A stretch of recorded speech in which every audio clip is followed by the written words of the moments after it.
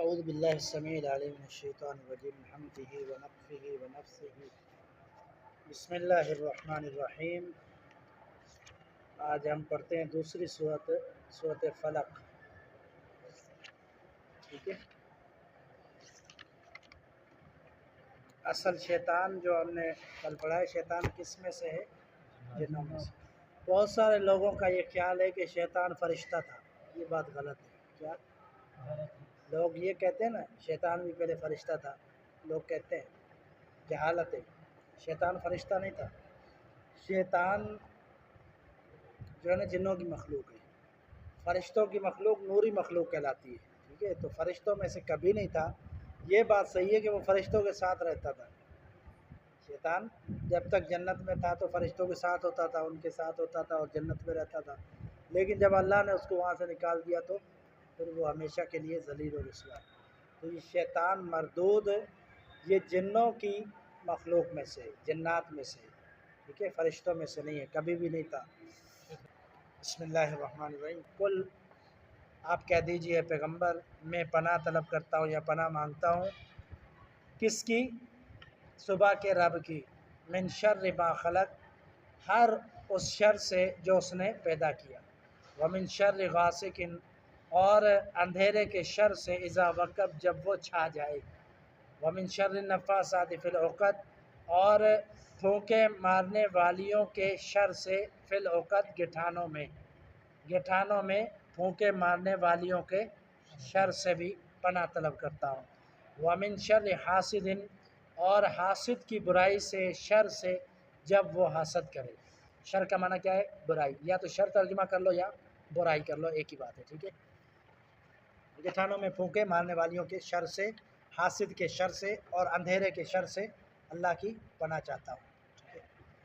تو اس میں کتنی باتیں ذکر ہوئی ہیں؟ ایک تو جو اللہ نے شر پیدا کیا، کیونکہ خالق اللہ تعالیٰ ہے تو اچھائی بھی اسی نے پیدا کی ہے، برائی بھی اسی نے پیدا کی ہے، لیکن برائی کی نسبت اللہ کی طرف نہیں کرنی چاہیے، یہ ایک ادب ہے، ٹھیک ہے۔ برائی کی نسبت اللہ کی طرف نہیں کرنی چاہیے۔ مثال بندہ جو ہے نا، کوئی بندہ برا کام کر رہا ہے تو یہ کہہ دے کہ یہ تو اللہ مجھ سے کروا رہا ہے، تو یہ بات غلط ہے۔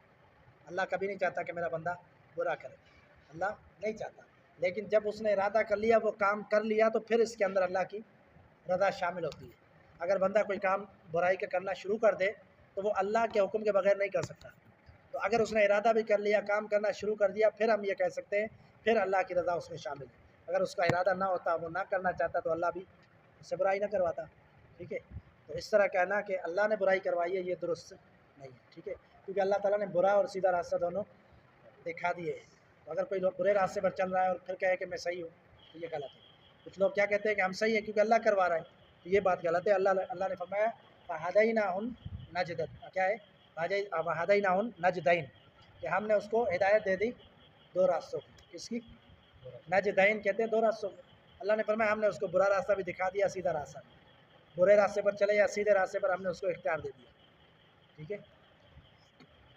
تو اس لیے شر کی نسبت اللہ کی طرف نہیں کرنی چاہیے۔ ویسے شر کا خالق بھی کون ہے؟ اللہ تعالیٰ ہے۔ ومن شر غاسق اذا وقب، اور اندھیرے کے شر سے، یعنی رات کے شر سے۔ رات میں بہت سارے شر ہوتے ہیں، رات میں بہت ساری برائیاں ہوتی ہیں۔ رات میں انسان پر کوئی حملہ بھی ہو سکتا ہے، رات میں انسان کی چوری بھی ہو سکتی ہے، رات کو ڈاکو بھی آ سکتے ہیں، رات کو جو ہے نا انسان کو کوئی موذی جانور تکلیف بھی پہنچا سکتا ہے، کہ کوئی جانور ہے، کوئی سانپ ہے، کوئی بچھو ہے، پتہ نہ چلے، اندھیرے میں بندے کو ڈس لے۔ تو یہ بہت سارے برائیاں اور شر ہوتی ہے رات میں، تو اس شر سے بھی اللہ کی پناہ مانگنی چاہیے۔ اور پھونکے مارنے والیوں کی شر سے، گٹھانوں کے اندر پھونکے مارنے والی، یہ اس سے مراد کون ہے؟ جادوگرنی عورتیں جو ہوتی ہیں نا، ان سے پناہ مانگنی چاہیے، وہ بھی جادو کرتی ہیں۔ ومن شر حاسد اذا حسد، اور حاسد کے شر سے۔ حاسد کا شر کیا ہوتا ہے؟ کہ حسد کرنے والے کا انسان کو نقصان پہنچتا ہے، حسد کرنے والے کا نقصان پہنچتا ہے۔ اگر کوئی بندہ آپ سے حسد کر رہا ہے نا، اس کی وجہ سے بھی آپ کو اس کا اثر پڑے گا، اس کا اثر بھی آپ پر پڑتا ہے، اس کا اثر بھی پڑتا ہے۔ اس لیے حاسد کے شر سے پناہ مانگنی چاہیے۔ نظر بھی حاسد کی لگ جاتی ہے اور اس سے نقصان بھی ہوتا ہے، کہ وہ جو ہے نا، اس لیے نبی صلی اللہ علیہ وسلم نے فرمایا اگر کوئی اللہ نے تم پر نعمت کی ہے، بلکہ اللہ تعالیٰ تم پر کوئی نعمت کر رہا ہے اور تمہیں پتہ ہے کہ مجھے یہ خوشی ملنے والی ہے، تمہیں پتہ ہے کہ مجھے یہ خوشی ملنے والی ہے یا میرا کام ہونے والی ہے، آپ کو 100% یقین ہے کہ یہ کام میرا ہونے والا ہے، اور آپ کو پتہ ہے کل مجھے کوئی انعام ملے گا، کوئی اکرام ملے گا، یہ آپ کو علم ہے، تو اب اللہ کے رسول نے فرمایا جب تک وہ نعمت ملتی نہیں ہے لوگوں سے ذکر نہ کرو. کیا فرمایا کہ جب تک وہ نعمت تمہارے ہاتھ میں نہیں آ جاتی تو لوگوں سے ذکر نہ کرو. اگر نعمت مل جاتی ہے تو پھر تو تحدیث نعمت کے طور پر بیان کیا جا سکتا ہے کہ اللہ کا شکر ہے، شکر کے طور پر کسی کو بتایا جا سکتا ہے. لیکن جب تک تمہارے ہاتھ میں وہ نعمت نہیں آتی تو تم لوگوں نے لوگوں کو نہیں بتلانا. اس سے کیا ہوتا ہے؟ اس سے لوگ حسد کرتے ہیں. کیا کرتے ہیں؟ لوگ حسد کرتے ہیں اور پھر اس حسد کا اثر تم پر پڑے گا، یا اس حسد کی وجہ سے تم پر نظر بد پڑ جائے گی، جس کی وجہ سے ہو سکتا ہے کہ جو اللہ کی نعمت مل رہی تھی وہ تم سے دوبارہ چھن جائے. ٹھیک ہے؟ تو یہ حاسد کا بہت زیادہ جو ہے نقصان ہوتا ہے. کوئی بندہ حسد کر رہا ہے تو اس سے اللہ کی پناہ مانگنی چاہیے کہ حاسد کے شر سے بچائے.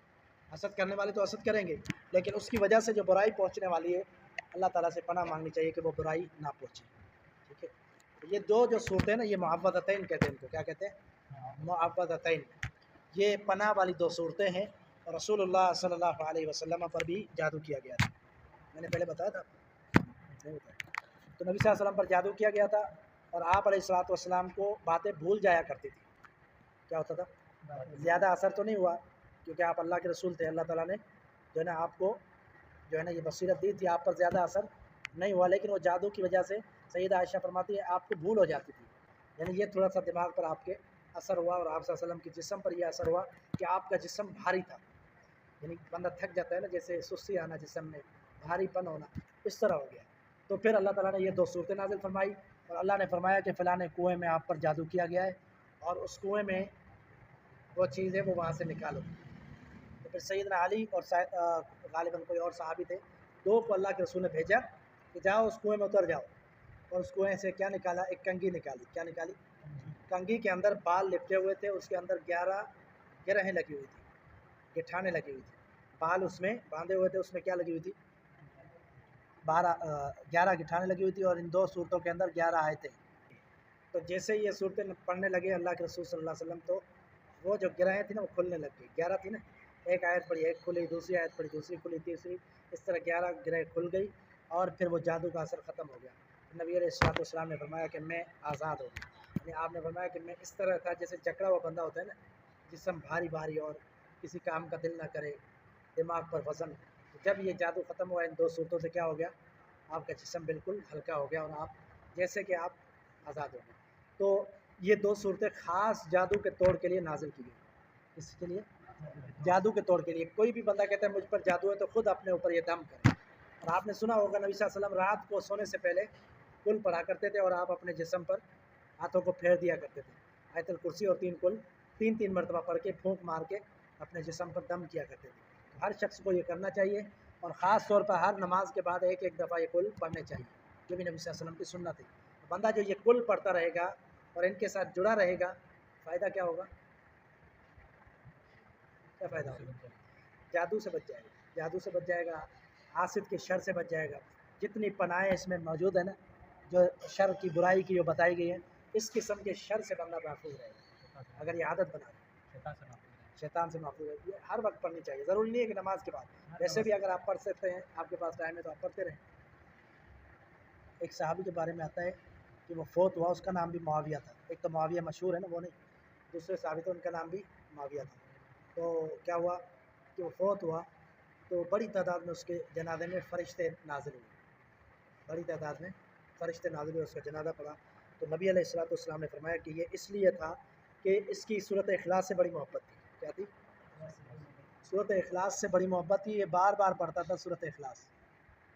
کیوں محبت تھی؟ اس کے اندر اللہ کا تعارف ہے، توحید ہے اس کے اندر.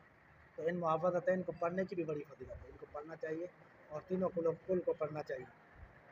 تو اس سے اجر بھی ملتا ہے اور بندہ شیطان کے شر سے، لوگوں کے شر سے، حاسدین کے شر سے، جادوگروں کے شر سے محفوظ رہتا ہے. وما توفیق الا باللہ.